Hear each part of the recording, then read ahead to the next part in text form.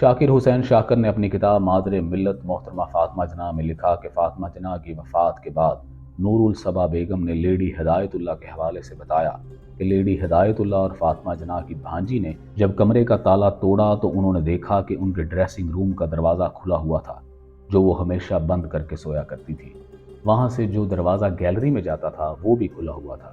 اس میں جو جھانکا تو فاطمہ جناح پلنگ کے اوپر ترچھی پڑی ہوئی تھی اور ان کا ایک ہاتھ گلے کے پاس تھا۔ غسل کے دوران غسالوں نے دیکھا کہ محترمہ کے جسم پر گہرے زخم ہیں اور جگہ جگہ چوٹوں کے نشان ہیں۔ ہم خاموشی سے اپنا کام کرتے رہے۔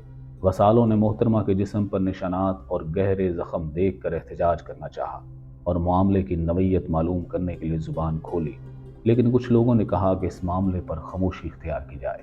حاجی گلو کا کہنا ہے کہ صبح کسی نے بتایا کہ مجھ سے پہلے کئی لوگ لاش دیکھ چکے ہیں، جن میں ڈاکٹر واجد اور جناب اصفہانی بھی شامل تھے۔